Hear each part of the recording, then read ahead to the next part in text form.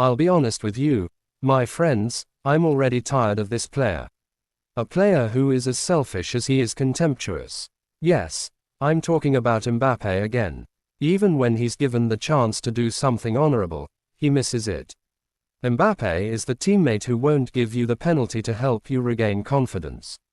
Instead, he goes for a Panenka just to mock you. Mbappé is the kind of player who wants the captain's armband in every team he plays for, even if it destabilizes the locker room and creates tension with the former captain.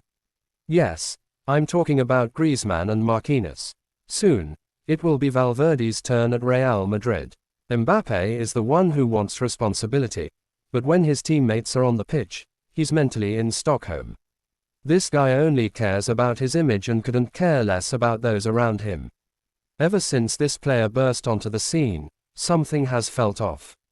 Something bothers me, not just a small detail, not just a minor locker room controversy, no. A gesture, a symbol, a decision that says a lot, far too much, about what modern football is becoming, and about what Kylian Mbappé is becoming. Because we're not talking here about a simple change of armband. We're talking about respect. We're talking about moral hierarchy. We're talking about a moment where a player could have shown greatness, and chose something else. That day, what was left? 15 minutes. Just 15 minutes. A match that was practically over.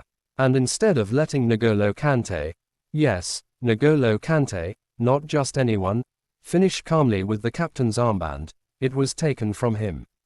Just like that, in the heat of the moment, on the pitch, in front of everyone. But that's not all, because that gesture would already have been questionable in a normal context, except this wasn't just any day.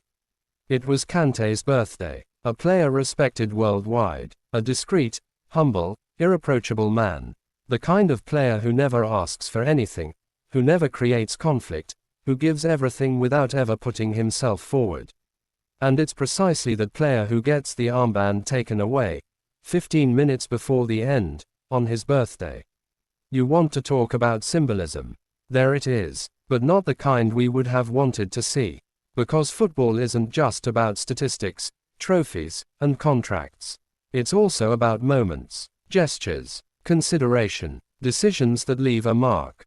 And here, the opportunity was perfect. Letting Kante finish that match as captain, on that specific day, would have sent a powerful message. A message of unity, of respect, of human intelligence. But no, instead, we saw something else. An almost uncomfortable scene. Mbappé not even going directly to Kante. No, he sends Ryan Cherki, a young player, like a messenger, as if the gesture was too delicate for him to handle himself. And that is serious, because it's not just about the armband. It's about attitude, leadership, the way you behave with your teammates. Sending another player to do that gives an image of distance, of coldness, even of contempt. Yes, the word is strong. But what else can you call taking a symbol away from a living legend without even having the courage to do it yourself? We're sold Mbappé as a leader, as the future of football, as a natural captain. But what does a true leader do in this kind of situation? A true leader understands the moment. A true leader knows when to step up, and when to let others shine. A true leader doesn't try to control everything, own everything, centralize everything around himself. And that's where the problem becomes even deeper. Because this gesture, as small as it may seem, reveals something more worrying, an obsession with power. A desire to be at the center of everything. Always, all the time. The armband is a symbol. It's not just a piece of fabric. It represents responsibility, trust, a collective role. And wanting to take it back at all costs, even in a moment where it brings absolutely nothing from a sporting perspective, raises questions. Why not wait 15 minutes? Why not respect the context? Why not show a minimum of emotional intelligence? The answer may be uncomfortable. Because sometimes, some players, despite their immense talent, lose sight of what truly matters. They confuse leadership with domination. They confuse respect with authority. They think wearing the armband means being above others, when it's exactly the opposite. Wearing the armband means serving others. And in that moment, Who was served? Not Kante, not the team, not the image of the group. No, that gesture serves only one thing: ego.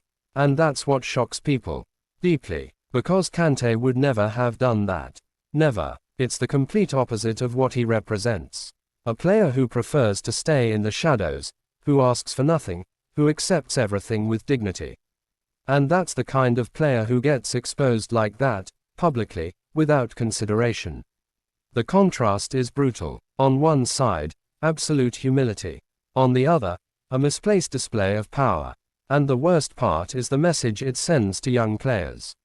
To fans, to everyone watching. It normalizes behavior that should never be normalized. Because if today it's considered normal to take the armband from a player like Kante in those conditions, then tomorrow, what will be considered normal? Respect should never become optional. And even less so in a team. Especially not when you claim to be a leader. So yes, Mbappé is an exceptional player. No one is questioning that. But talent doesn't give you every right. Talent doesn't excuse everything. Being great isn't just about scoring goals. It's not just about shining on the pitch. It's also about making the right choices in the invisible moments. The moments where no one forces you to act, but where your attitude reveals who you truly are. And that day, the choice was simple. Respect Kante, or put yourself forward. The choice was made, and it doesn't go unnoticed. Because football deserves better than that. Because legends deserve better than that. And because true leadership isn't imposed, it's earned. If you enjoyed this topic, I invite you to watch this video on the channel where I explain why Mbappé should take inspiration from Vinicius Jr. Thank you for watching the video. And don't forget to subscribe.